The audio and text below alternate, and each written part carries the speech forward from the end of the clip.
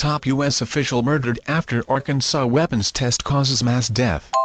A shocking report prepared for Prime Minister Putin by the Foreign Military Intelligence Directorate (GRU) states that one of the United States' top experts in biological and chemical weapons was brutally murdered after he threatened to expose a U.S. military test of poison gas that killed hundreds of thousands of animals in Arkansas this past week.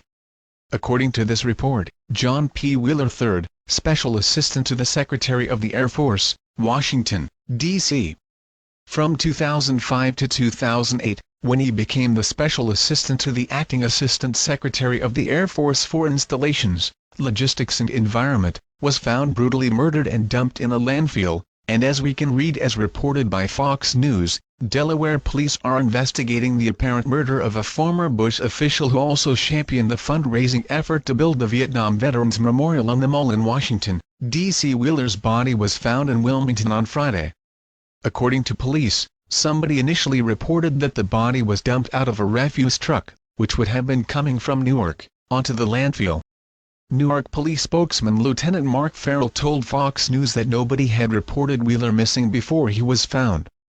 The Wilmington News-Journal reported that Wheeler was last seen riding an Amtrak train from Washington to Wilmington, Del, last Tuesday. Chemtrail airplane.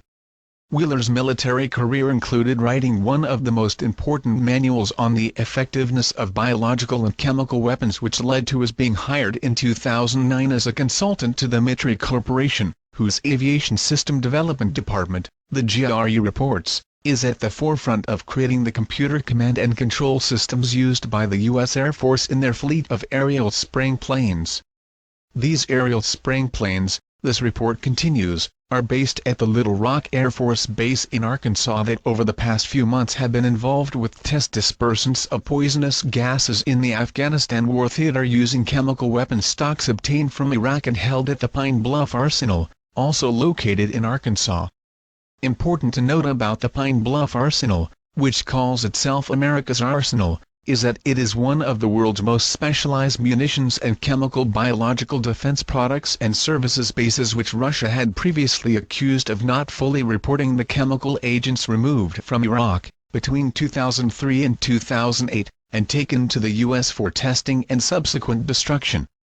According to this report, the U.S. relocated from Iraq to the Pine Bluff Arsenal an estimated 63,000 metric tons of the poisonous gas phosgene that is described as one of the most feared chemical weapons ever used due to its ability to literally cause the lungs and respiratory system to explode.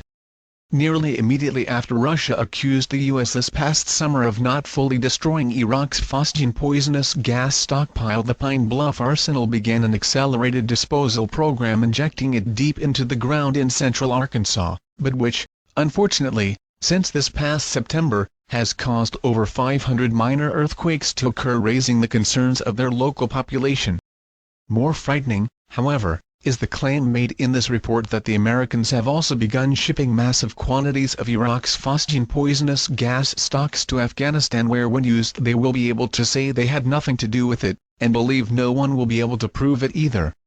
Important to note about Iraq's phosgene poisonous gas stocks are that they are no longer able to be made by any Western country, including the United States, which makes its value as a weapon of mass destruction WMD incalculable, especially in a war situation like Afghanistan where the enemy forces are firmly entrenched in hostile terrain.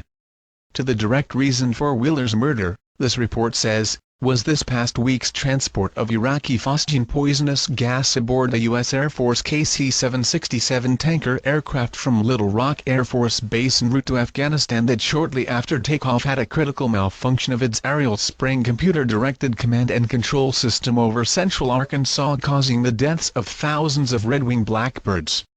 According to U.S. reports, an estimated 4,000 of these birds were killed outright and were quickly removed by U.S. Environmental Services workers wearing hazmat suits and gas masks. Another U.S. report states that cause of death to these thousands of birds was trauma in the breast tissue, with blood clots in the body cavity and a lot of internal bleeding, which this GRU report states is consistent with phosgene exposure. Even more chilling than this incident is this GRU report stating that it was the second accidental release of phosgene poisonous gas in as many days, as the day before, This same U.S. Air Force KC-767 tanker aircraft also had a critical malfunction causing a release over the Arkansas River that killed over 100,000 fish. Upon Wheeler discovering what was happening with Iraq's phosgene poisonous gas stockpiles, this report continues, he traveled from his home in Delaware to Washington, D.C., where he openly confronted and threatened to expose the Pentagon and White House officials responsible.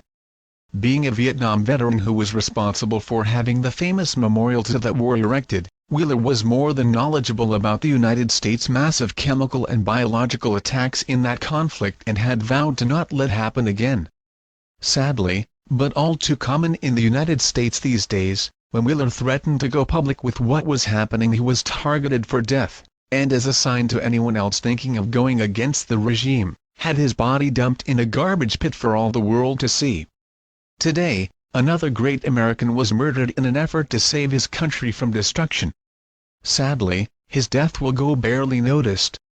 The American people seem no longer to care as they continue to seek their solace in their propaganda media lies rather than confronting the brutal truth about the monsters they have let rule over them. For hundreds of thousands of other Americans, they have become so disassociated with what is happening to and around them, they have proclaimed May 21, 2011 as the day the world will end and are giving up everything and preparing to meet their God. The great American revolutionary leader Noah Webster once said, "Every child in America should be acquainted with his own country. He should read books that furnish him with ideas that will be useful to him in life and practice. As soon as he opens his lips, he should rehearse the history of his own country." The Americans living today have utterly failed to heed these words and have, instead, become just what their masters have always intended for them to be: imbeciles. May God have mercy on them all. Source-related posts.